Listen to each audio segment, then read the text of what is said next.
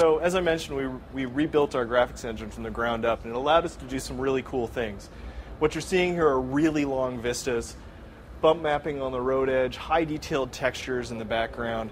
We picked this track because it actually shows off the prowess and what we can do in this engine and on the Xbox 360. New water tech that we've got here, high dynamic range lighting. See how it kind of went light in that tunnel as I came out, and now it's getting dark in there again.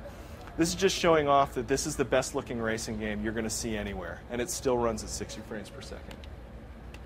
Let's start the race off and talk about some of the other kind of on-track features.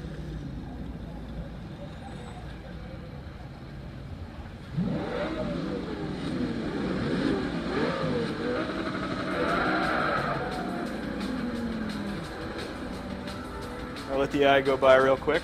As you can see, we have a cockpit mode. Shadows rolling across, highly detailed. All of the gauges work. It's very immersive for those that are playing that way. Now what I just did was actually turn off the HUD so you can see the graphics better, but also I made the AI just freeze in their place. They pulled their handbrake to stop on the track, and what that makes them is a sitting duck for me. So before I go ram into them, I just want to show you some of the graphical stuff going on here. Again, high dynamic range lighting. You see the sun flare. It made the sides of the car much darker. Normal mapping on the road edge. It's just something that's not often seen in racing games. We took cues from some of the other partners that work on the Xbox 360. Epic, Bungie, guys that are pushing the 360 to its limits. You know, they've learned tricks, and we were able to incorporate that as a racing game.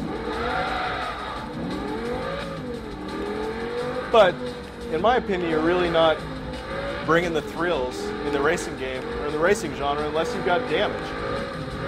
So not only do we have damage in this version, we also have rollover. Let's see if I can get a good...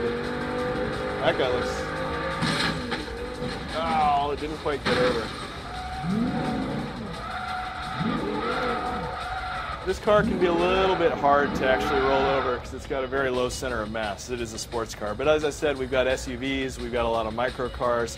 And when you bring those together, a 6,000-pound SUV and like a 2,500-pound little micro car, they do some funny things. What the gameplay rewind allows you to do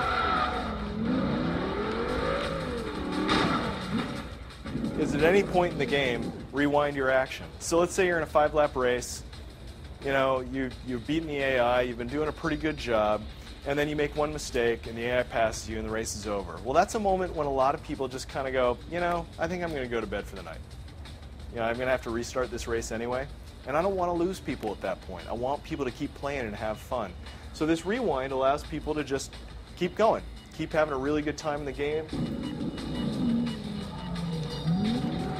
They can replay right where they had their last action, and there's no penalty whatsoever.